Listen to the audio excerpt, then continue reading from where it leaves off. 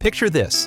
You're strolling into Best Buy, and there's a wall of Sony cameras staring you down, each one shinier than the last, practically begging you to take it home and start snapping epic shots or filming your next viral YouTube. You're pumped to dive into photography or videography, but holy cow, where do you even begin? I've been that guy, wide-eyed, clueless, and totally overwhelmed.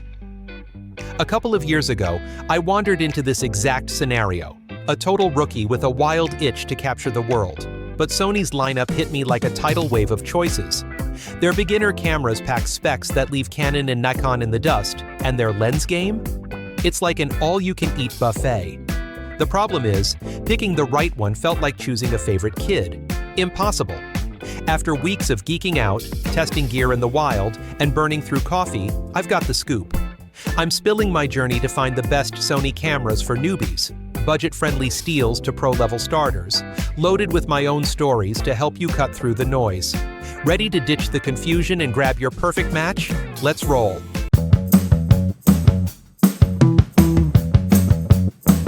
The all-star duo for 99% of newbies.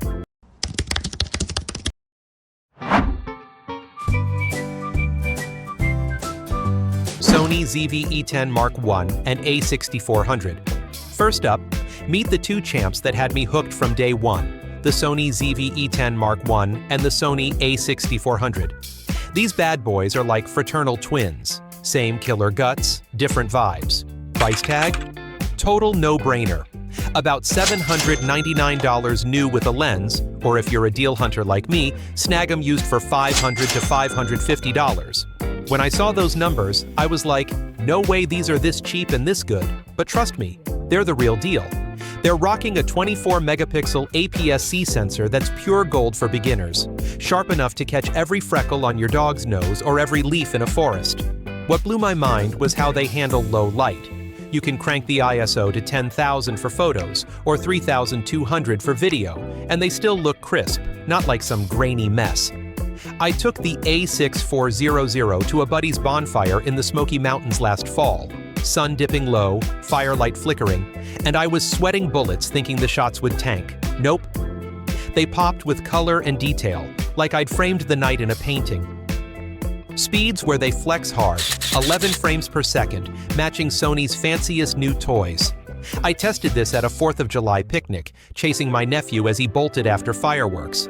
The A6400 tracked him like a pro, and I got every goofy grin mid-sprint. Their big buffer lets you keep firing without a timeout.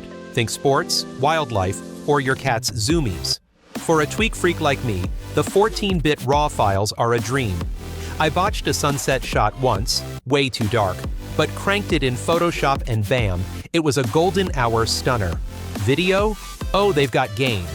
Both shoot 4K at 24 or 30 frames per second, squeezed down from 6K, so you're getting blockbuster detail without monster file sizes. I took the ZV-E10 to film a food truck crawl in Austin, zooming into sizzling tacos, and it was so clear I could taste the cilantro through the screen. They've got 120 frames per second slow-mo in full HD too. I filmed my buddy's kid splashing in a pool, and the slow playback was straight up cinematic. Plus, with pro profiles like S-Log 2 and 3, you can go full Spielberg. Though with 8-bit color, I've learned to chill on the crazy grading. Here's the split. The ZV-E10 is my ride or die for video vibes. It's dummy-proof. Buttons to flip between photo, video, and slow-mo, and a flip-out screen that's a vlogger's BFF. The built-in 3-capsule mic? Shockingly good. I shot my first solo YouTube rant about BBQ in my backyard, and it sounded so clean I almost skipped my shotgun mic. But seriously, grab one for the win. The A6400 though? That's my photo soulmate. The viewfinder and flash make it a beast for stills. I hauled it to a buddy's engagement shoot at Golden Gate Park, golden light everywhere, and those pics? Frame-worthy, no filter needed. I'm team ZV-E10 because I'm a video nut, but if you're all about freezing moments, the A6400's your MVP.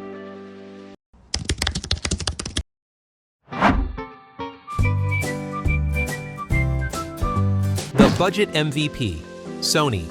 A 6000, a throwback that still slays. If you're ballin' on a budget, I've got a sleeper hit that blew me away. The Sony A6000.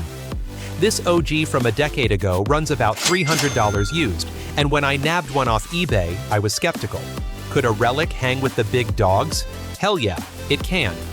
The 24-megapixel APS-C sensor keeps up with the newbies, though it's not a low-light rock star.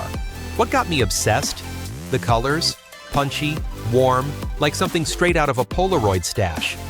I took it to downtown Nashville, shooting neon honky-tonks at dusk, and the retro vibe was so dope I felt like I'd time traveled to the 80s.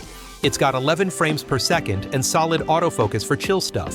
Think portraits or a lazy stroll through Central Park. I snapped a street musician strumming away one morning, and it nailed every chord. The 12-bit RAW gives you some editing juice, though not as much as the 14-bit crew. Video's there, but meh, I'd skip it. The build's a tank, compact, metal, with a viewfinder and flash that scream steel at this price. I dragged it on a hike in Yosemite, and it was light enough to forget, until the battery died quick, so I'm a spare battery evangelist now. For me, the A6000's proof you don't need to drop $1,000 to shoot like a boss.